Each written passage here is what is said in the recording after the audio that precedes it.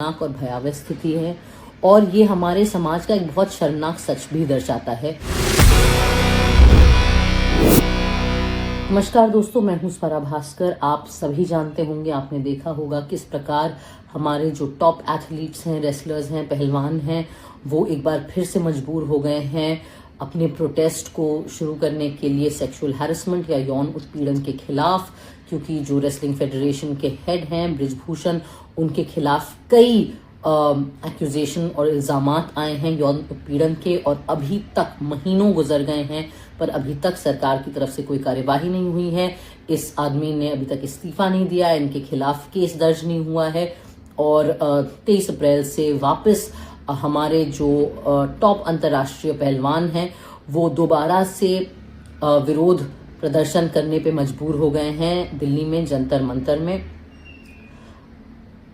ये जो हुआ है ये हमारे देश और समाज के लिए एक बहुत खतरनाक और भयावह स्थिति है और ये हमारे समाज का एक बहुत शर्मनाक सच भी दर्शाता है, और वो ये कि अगर इस देश में ऐसा शख्स यौन उत्पीड़न करे जो सत्ता के साथ किसी भी तरीके से संबंधित है, खास करके रूलिंग पार्टी में अगर वो हैं, तो उन्हें पूरी छूट है, उनके साथ कुछ नहीं होगा। हमने यही चीज उन्नाव में भी देखी और यही चीज दोबारा हो रही है इस केस में जो रेसलर्स हैं और पहलवान हैं उनके साथ।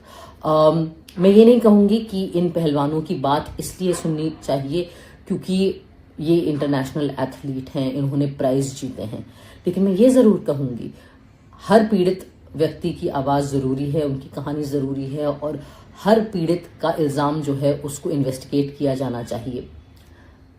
पर मैं ये भी जरूर कहूंगी कि अगर हमारे अंतर्राष्ट्रीय एथलीट्स का ये हशर है, अगर उनका ये हाल है, तो आप सोचिए कि एक आम लड़की, एक आम पीड़िता या एक आम इंसान, उनकी क्या हालत होगी। कैसे इस देश में कोई यौन उत्पीड़न के खिलाफ आवाज उठा सकता है अगर हमारे टॉप इंटरनेशनल जो एथलीट्स हैं, स्टार्स हैं, उनका ये हाल है।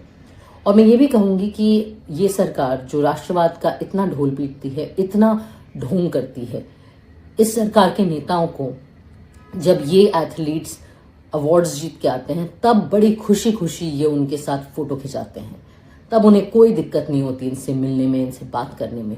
लेकिन अब जब इतना संगीन जुर्म हुआ है, जब इतनी संगीन इल्जामात सामने आए हैं, तब कोई भी सत्ताधारी पार्टी का नेता, रूलिंग पार्टी का कोई नेता इनसे बात नहीं करना चाह रहा। अभी तक बृजभूषण ने न इस्तीफा दिया है, न उसे हटाया गया है और अभी भी उसको बचाया जा रहा है एक तरीके से, और केस दर्ज नहीं हुआ है। तो ये क्या दर्शाता है? मैं इन सारे पहलवानों को तहे दिल से शुक्रिया कहना चाहूंगी।